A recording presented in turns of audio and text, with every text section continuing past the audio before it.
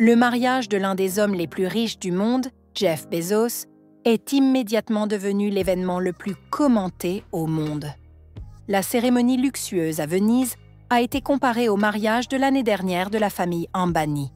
Des millions de dollars, des centaines de célébrités et même des membres de la royauté. Mais derrière tout ce faste, il y avait des protestations, des débats et une vague de critiques. Qu'est-ce qui a choqué pendant ce mariage? Et pourquoi a-t-il provoqué un tel bruit? Qui est cette femme, pour qui un milliardaire s'est transformé au point d'être méconnaissable? À quoi ressemblait-elle avant la chirurgie? Et quels autres faits incroyables sur la nouvelle femme de Bezos ne connaissiez-vous pas encore? Regardez la vidéo jusqu'au bout pour découvrir tous les détails de ce mariage controversé. C'est parti!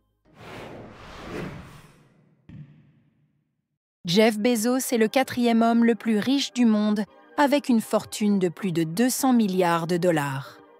Et si vous avez déjà commandé quelque chose en ligne, il y a de grandes chances que ce soit sur sa plateforme. Amazon.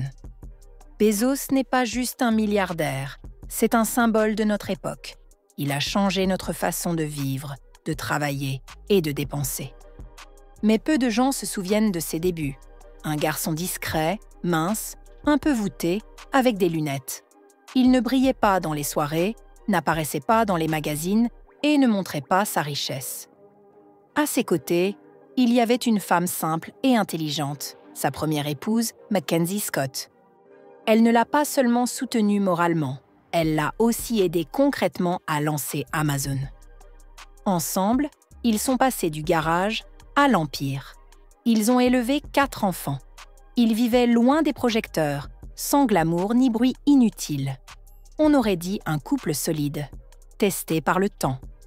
Et soudain, tout s'est écroulé. En un instant, Bezos s'est retrouvé au centre d'un énorme scandale. Les médias ont publié ses messages intimes avec la présentatrice Lauren Sanchez.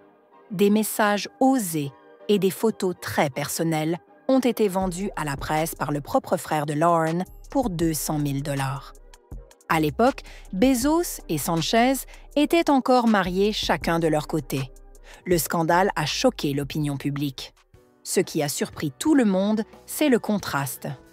Il a quitté une femme calme et cultivée pour une animatrice flashy, au passé bruyant et au visage que les médias qualifiaient de résultat de chirurgie coûteuse. On dit que Lauren a subi plusieurs opérations, poitrine, nez, contour du visage. Sur Internet, ses anciennes photos circulent encore et les comparaisons avec son apparence actuelle provoquent beaucoup de débats. Et vous, quelle Lauren préférez-vous? Avant ou après? À cause du scandale d'infidélité, les actions d'Amazon ont chuté brutalement. Les investisseurs craignaient que cela ne cause des pertes de plusieurs milliards. Mais Bezos, lui, ne semblait pas douter une seule seconde. Après 25 ans de mariage, il a demandé le divorce, a donné 40 milliards de dollars à son ex-femme et est parti vivre une nouvelle vie. Une vie colorée, provocante et publique. Mais pour beaucoup, cette vie paraît fausse. Alors, qui est vraiment Lauren Sanchez, la femme qui a bouleversé la vie de l'homme le plus riche du monde? Cette femme, d'origine mexicaine, rêvait de célébrité depuis sa jeunesse. Elle a eu du mal à finir l'école, souffrait de dyslexie à l'université, et c'est pour cela qu'elle soutient aujourd'hui ceux qui ont des difficultés de lecture. Lauren avançait toujours avec détermination. Elle n'était pas seulement ambitieuse, elle était inarrêtable. À un peu plus de 20 ans, elle est entrée à la télévision, puis a animé des émissions populaires, couvert des événements mondains et présenté des directs. Grâce à sa notoriété, Sanchez a joué dans plusieurs films et séries en tant que journaliste, comme dans Fight Club, Le jour d'après ou Nous avons acheté un zoo. Pilote d'hélicoptère diplômée, mère de 3 enfants de pères différents, ex-femme d'un super agent hollywoodien, elle a toujours été sous les projecteurs et savait y rester. Beaucoup de ceux qui la connaissent disent qu'elle a une qualité rare. Elle sait vous faire sentir que vous êtes la seule personne qui compte à ce moment-là. Elle est attentive, écoute vraiment, regarde dans les yeux et sourit. Peut-être que c'est cela qui a séduit Bezos. Pas le glamour, pas les médias, mais sa manière d'être vraiment présente. Mais ce qui l'a rendue mondialement célèbre, c'est son histoire d'amour avec le milliardaire. Sanchez a tout fait pour ne pas rater l'occasion. Avant, elle parlait des célébrités à la télé. Maintenant, c'est elle la célébrité. Pendant plusieurs années, elle a attiré l'attention, tout en gardant de bonnes relations avec les paparazzi. Elle ne voulait pas devenir l'ombre de son célèbre compagnon. Au contraire, Lauren est restée elle-même, vive, provocante et sûre d'elle. Les moqueries sur son apparence étaient si fréquentes en ligne et dans la presse qu'elles sont devenues une sorte de sport national. Les partisans de Trump l'ont attaqué pour sa robe audacieuse à l'inauguration du président, disant que son décolleté profond était inapproprié pour cet événement. Même son vol dans l'espace a suscité une vague de critiques. Lauren a participé à la première mission spatiale entièrement féminine qui est allée au-delà de l'atmosphère. Le vol n'a duré que 11 minutes. Elle voulait montrer qu'elle n'était pas juste la compagne d'un milliardaire, mais une femme qui mène des projets sérieux. Mais à cause de son image et de ses scandales passés, le public a vu cela comme une opération de communication de plus.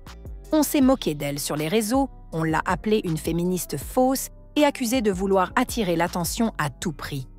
Et Bezos, lui, semblait ouvrir un nouveau chapitre. D'un magnate timide de la tech, il est devenu un homme musclé, bronzé, avec un sourire parfait. Fini les discours aux conférences, place au shooting pour les magazines.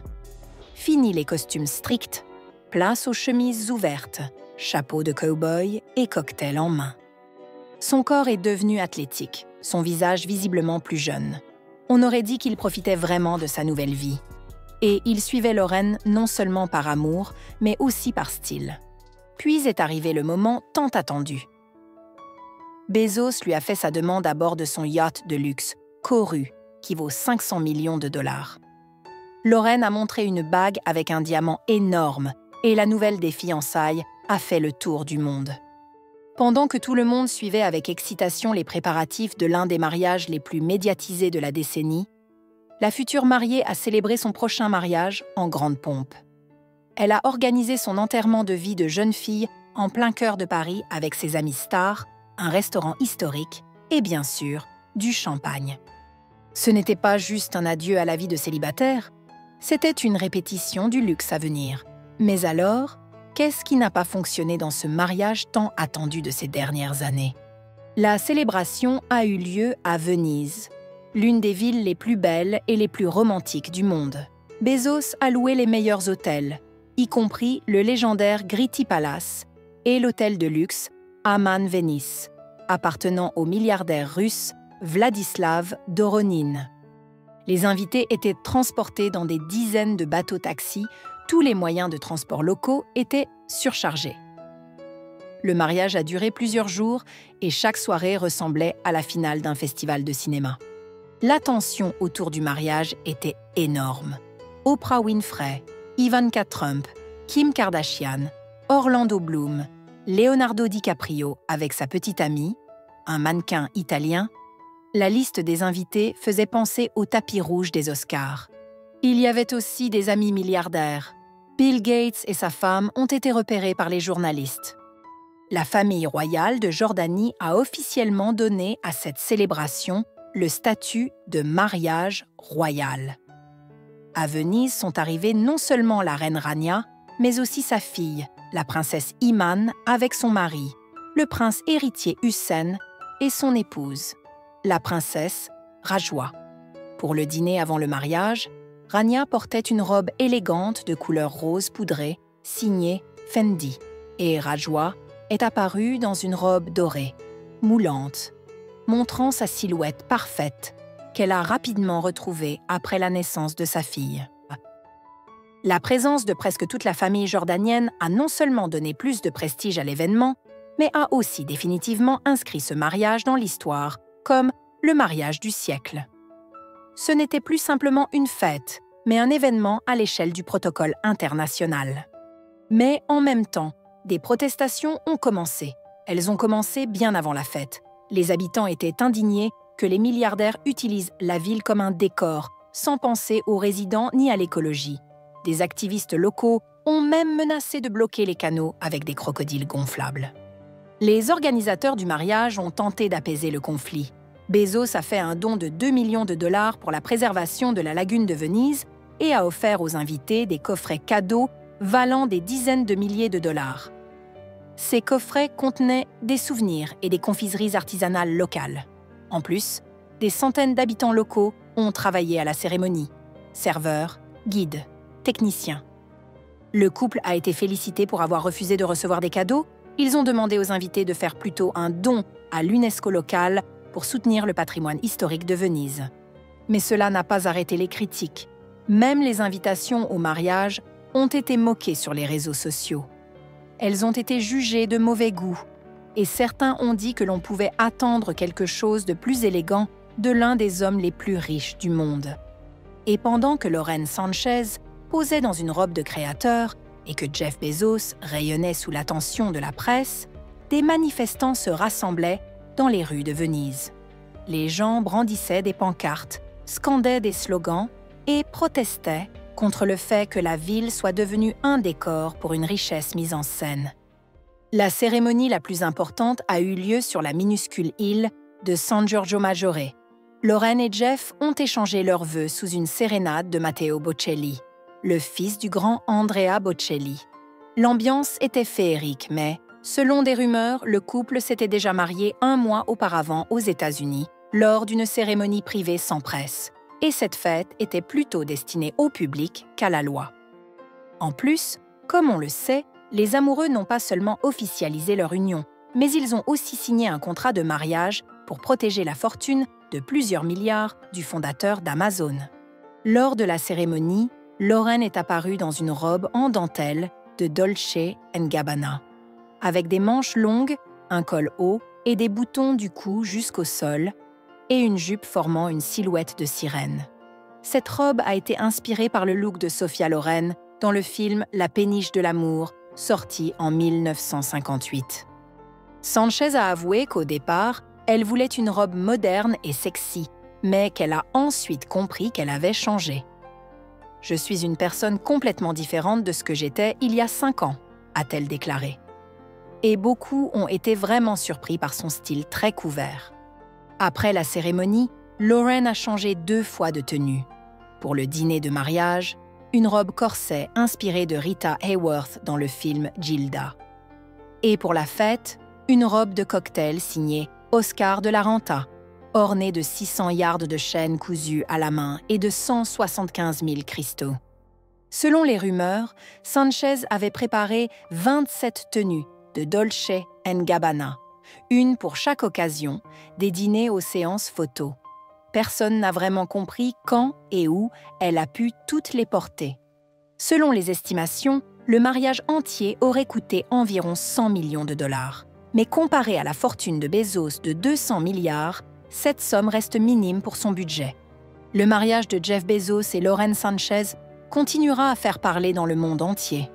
La majorité le compare au mariage du milliardaire Ambani de l'an dernier, que certains avaient à qualifier d'insulte envers les habitants de l'Inde, car 75% d'entre eux vivent sous le seuil de pauvreté. Et maintenant, les gens se posent la même question. Est-ce vraiment une fête de l'amour ou un spectacle médiatique soigneusement planifié à plusieurs millions? Et vous, qu'en pensez-vous? Écrivez votre avis dans les commentaires. Cela nous intéresse. Merci d'avoir regardé cette vidéo et merci pour vos likes. À bientôt.